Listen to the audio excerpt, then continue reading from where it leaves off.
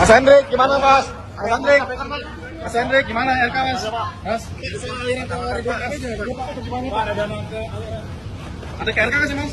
Belakangnya masih ada. Oh dia nggak ada. Pak, apa mau ceritain Pak? Waduh, terungkap juga ya korupsi BJB tahun 2021 sampai tahun 2023. Siapa ya gubernurnya ya? Udah pada ketangkep nih. Makin rame ini. Ada yang panas dingin ini, si mantan. Ridwan Kamil kembali dipanggil KPK. Kalau kemarin Mang U teriak punya solusi untuk Jawa Barat, lalu untuk kasus ini, apakah punya solusi juga? Atau malah terlibat? Ini melibatkan pihak lain, saudara RK. Ya tentunya sudah dilakukan pemeriksaan-pemeriksaan terhadap yang bersangkutan. Hasilnya seperti apa? Karena ini memang fokus kepada yang 5 tersangka terlebih dahulu. Pastinya ketika ada fakta-fakta pengembangan itu akan dikembangkan oleh tim penyidik. Kita tunggu saja pengembangannya seperti apa. Tetapi kan rekan-rekan sudah diupdate juga bahwa hasil-hasil penggeledahan, ada temuan-temuan dokumen dan barang bukti yang memang itu ada indikasi keterlibatan pihak lain gitu. Artinya ini juga diketahui peristiwa-peristiwa yang tadi pelanggaran hukum yang terjadi di BJB itu juga diketahui pihak lain. Nanti kita tunggu saja pengembangannya seperti apa. Apakah setelah ini akan dilakukan pemanggilan? Ya tentunya kebutuhan tim penyidik untuk melengkapi berkas-berkasnya seperti apa. Ketika memang diperlukan untuk pengembangan, tentunya nanti kita akan lakukan proses pengembangan di penyidikan. Ngasih duit ke Pak Ridwan Kamil nggak Pak? Pengusutan kasus dugaan korupsi pengadaan iklan Bank BJB dipastikan tidak hanya berhenti pada mantan Gubernur Jawa Barat Ridwan Kamil. KPK terus menelusuri dugaan aliran dana perkara ini ke sejumlah orang terdekat Ridwan Kamil. KPK menduga adanya aliran dana dari Ridwan Kamil ke sejumlah wanita. Menerima aliran dana lewat nomine Bank BJB, mungkin seperti apa sih Kak? Nomine tuh aku nggak tahu itu nomine apa sih? Ya, pokoknya penjelasan dari sana gitu. Aku nggak tahu, tiba-tiba berita naik lagi, gitu loh. Kan aku tuh waktu pas dipanggil ke Gedung Merah Putih itu ya sama bapak-bapak yang di sana gitu kan, udah sangat kooperatif ya, sangat kooperatif sekali gitu. Dan dia kan si bapak kan minta list kan, siapa aja sih temenmu yang pernah sama si Akang juga gitu. Oh ya udah aku list lebih dari 5. Nah makanya kayak enak aja, tar dulu jangan Sabar pelan-pelan. Jadi maksudnya kok orangnya harus dirampingkan, jangan terlalu banyak. Pilihlah orang-orang yang memiliki standarisasi layanan yang kuat. Kemudian yang ketiga, BJB harus menurunkan biaya operasional yang terlalu tinggi. Nah kan, kenapa? Karena biaya operasional terlalu tinggi cenderung inefisien. Dia harus efisien sehingga dalam bahasa saya biaya operasionalnya minimal 45-50% dari total regulasi yang ada di BJB. Kemudian yang keempat, BJB harus bisa merampingkan kantor-kantor cabang yang terlalu banyak.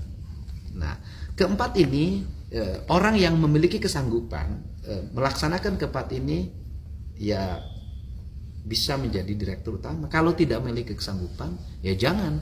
Karena memimpin BJB adalah memimpin sebuah lembaga untuk menuju lembaga perbankan yang kuat, yang memiliki otorisasi yang kuat dalam pengelolaan keuangan di Jawa Barat. Dan ini adalah lembaga perbankan kebanggaan masyarakat Jawa Barat. Yang pertama, saya ingin mengedepankan independensi. Yang namanya bank itu harus independen. Saya sampaikan bahwa tidak boleh ada langkah-langkah politik, intervensi-intervensi politik, lobby-lobby politik untuk kepentingan pemilihan dirut Bank Jabar. Untuk itu saya memberikan kewenangan penuh pada lembaga yang memiliki otoritas melakukan seleksi terhadap calon dirut Bank Jabar. Dirutnya bisa berasal dari mana saja. Yang penting memiliki beberapa kualifikasi. Ada 4 kualifikasi yang nanti saya sampaikan sebagai orang yang hari ini memiliki tugas ya kan, memiliki saham terbesar di Bank Jabar sebagai gubernur. Yang pertama, dia harus bisa melakukan restrukturisasi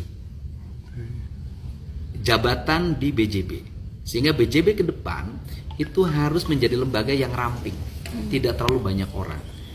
Jumlah direkturnya cukup 3 orang, komisarisnya cukup 3 orang, strukturnya tidak boleh ada wakil-wakil. Saya nggak tahu istilah perbankannya apa. Kalau dalam bahasa saya nggak boleh lagi ada wakil direktur, wakil manajer nggak boleh. Cukup satu aja direktur manajer, itu yang pertama. Yang kedua, itu harus mampu melakukan strukturisasi sumber daya manusia. Bahwa SDM yang dianggap tidak mumpuni di BJB harus berani di-resign. Karena ini bagian membangun kredibilitas lembaga perbankan. Jadi jumlah orangnya jangan terlalu banyak, pegawainya jangan numpuk seperti hari ini. Ini adalah bagian, apalagi pegawai-pegawai yang mohon maaf tanda kutip katanya gitu loh, katanya karena anak pejabat jadi pegawai PJB. Nggak boleh lagi terjadi BJB. PJB itu bukan sekretariat daerah, ya kan? Tapi lembaga perbankan independen harus dijaga kredibilitasnya karena ini adalah lembaga yang sudah menjadi lembaga go public. Pernyataan Bapak bakal respon terkait BJB mungkin langsung aja Pak. Jadi yang pertama bahwa saya sudah mendapat laporan dari komisaris BJB, direktur utama menyatakan mengundurkan diri, dan sikap mengundurkan diri itu menurut saya sikap yang sangat baik karena bagaimanapun bahwa kelembagaan berbeda dengan personal.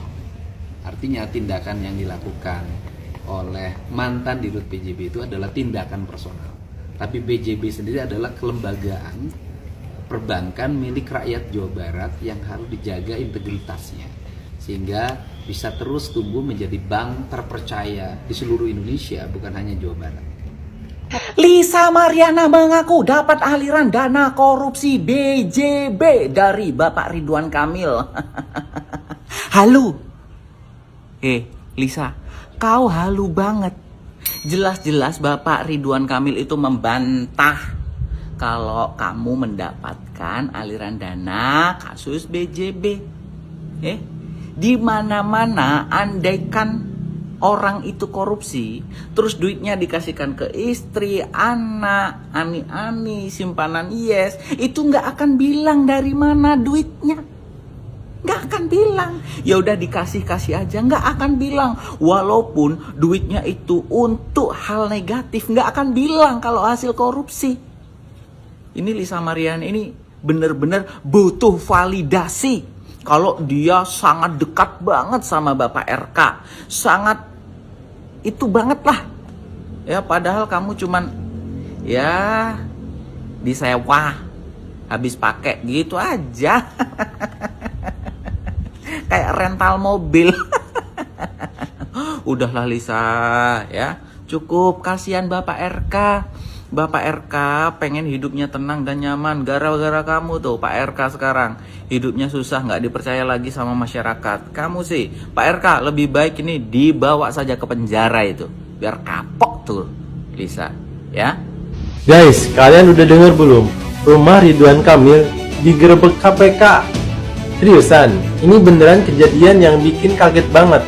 Jadi ceritanya, KPK ngelakuin penggeledahan di rumah mantan Gubernur Jawa Barat itu. Dan ini katanya terkait kasus dugaan korupsi di Bank BJB.